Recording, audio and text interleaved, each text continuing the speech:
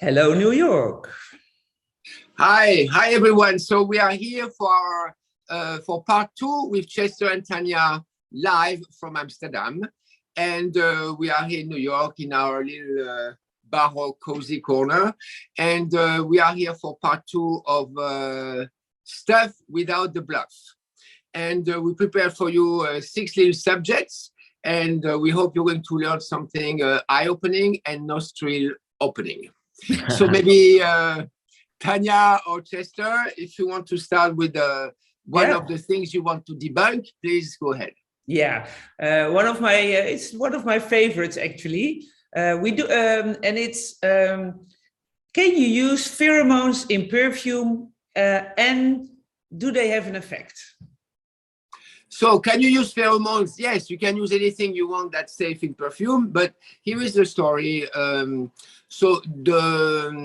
We have the rest of a pheromonal device in the nose is different from the olfactory device, vomeronasal device, if you wish. And however, in the human, at least in the human adult, this is atrophied. So the connection to the brain is cut. So it degenerated because we don't need pheromone. And why? Because humans can find themselves to have sex. And pheromones are when a female is in heat, she brings one molecule. The butterfly sometimes is 1 or 2 molecules, it's enough, or maybe 10. And then it goes very far to attract the males to find themselves in the bushes or in the forest. The same with wild pigs, the same. So I don't think the human females need pheromones to attract human males. Second, we use a lot this pig pheromone that everybody talks about, but do you want to attract pigs? So I know some people like to attract pigs, but the story is not really that. Well, so pheromones, and by now, because people have been trying for the last 30 years and it's been going on and on, we would know. Scientists have been looking into it a lot, etc. So I don't believe in it, and also I don't think we need that. However, because the pheromone, you attract anybody, so you don't choose, you attract. So then you would have this swarm of males or this swarm of females around you. Voilà. So now, do we do sexy things in perfumery? Yes, but it's not a pheromones. It's just a oomph. It's like you dress with a very sexy dress or a very sexy t-shirt or whatever, or no t-shirt. And voilà, there is that. Or it's the body smells that are extremely important in attraction, extremely, extremely important. This we should study much more in perfumery. Voilà. That's a nice point. So to study body odor and use that as a stepping stone in fragrance creation. And body odor is in a positive way. It's not just BO, exactly. But it's really complex and it's fascinating. These have a lot of effects. Yeah, thank you. Well, thanks. Chester, what is your bluff? It's a bluff, or it's a statement you very often hear, and I would like to know if you agree with this statement or disagree, and why. So the statement is, smelling is subjective. Yeah. So so maybe I give the little scientific premise, and then you give some examples, 1 or 2 examples that I'm sure you've seen in the stores 3,000 times. So number one, to start, I like people to read this very well done study by the Monell Institute, which is a purely research institute. They don't sell products. They don't, voilà. And so we'll post that study. It's a public document. I want everybody to read that. Number two, in fact, the way we smell is no more, no less subjective than looking at a color. If you look at the color red, you know very well someone is going to say, this is the firefighters, this is danger. Another one is going to say, reminds me of blood. Another one is going to say, this is love. This is the roses. It can go on and on. And another subjectivity we see in colors is, look, I put this t-shirt on and people are going to argue for hours. Is that peach? Is that apricot? Is that salmon? Is that this? Is that that, right? Or is that more orange, or is that more red? Is that more, everybody has this kind of discussion about colors, but it's the same about smell. And in fact, a scientist, also several scientists looked also in the disability in the eyes, because we hear that a lot. We say, oh, but you don't smell this, you don't smell that. Oh, it's true that everybody has, I would say, 3, 4 things that that person doesn't smell very well. That's true. Among 500 or let's say 1,500 molecules, perfumers know the let's say 3 or 4 we don't smell well. Some are very common and some are more unusual. But that's okay. So we know we have a little thing here, but it's not the reason. And in terms of disability, there are no more, you don't know because we don't talk about it, the amount of differences in the eyes that people have. And you should see when you go to a eye or color congress, how people see some things much more pastel, some people more vivid, some people see the yellow kind of blur. There are also all these conditions in seeing, yet no one says, oh, you know, we don't know how to make a picture because people see differently. You interpret it differently, and that's the story with the smell. We all smell kind of the same. I know there are differences, but instead of focusing on that, and we know as perfumers, the story is not that someone sees apricot and the other one sees a mushroom. No, it's more the smell. People smell actually very subjectively. And I'll mention one more fact. When you have 10 perfumers, because we have that in a perfume house, when you have 10 perfumers around the table, when Chester, Tanya, and I were smelling here in New York, some molecules, I was having a batch of molecules that we had never smelled together. I've never smelled these molecules, Tanya, Chester either. We all agree on the description.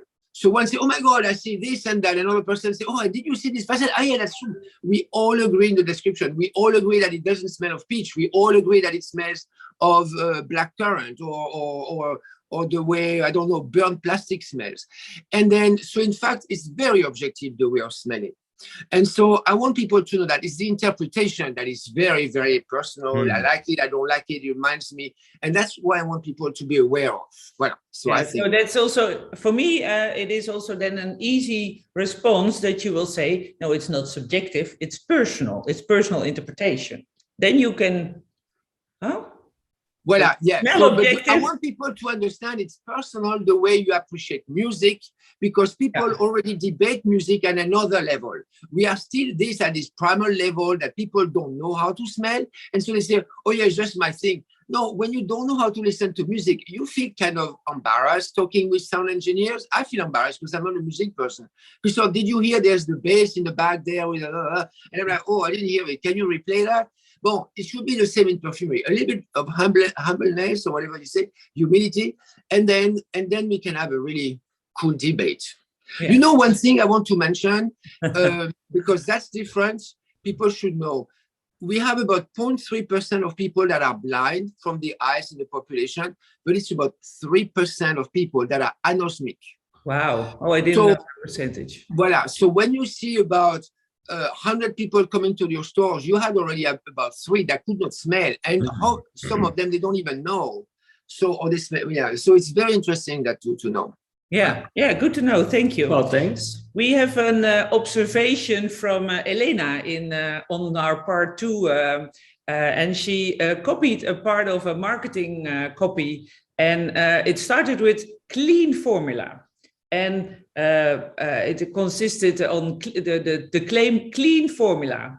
And well, I would like your comment on. Don't forget this. Yeah. One. And it also said consciously selected ingredients. Biodegradable. And it was biodegradable. What do you think of this claim? It consists of 3 parts. And what is a clean formula? The clean story, and number one, I hate it. We know very much in Europe, the term of clean is very ill-defined. And in fact, when we talk about clean, there's always an element of dictator, an element of something authoritarian.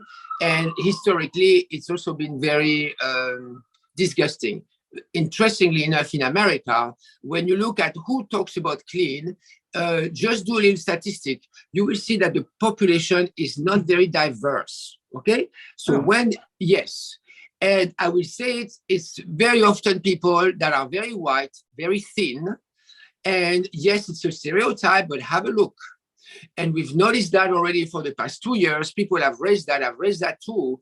And when you come from also when you come from a culture where smells are everywhere around you, whether it's in tropical forests, whether it's in France because it's your education, you see that much less. So there's a big thing of education, and there's a big thing of you probably have some resentment, you probably have some, it's totally not clean actually. So clean is dirty, number one.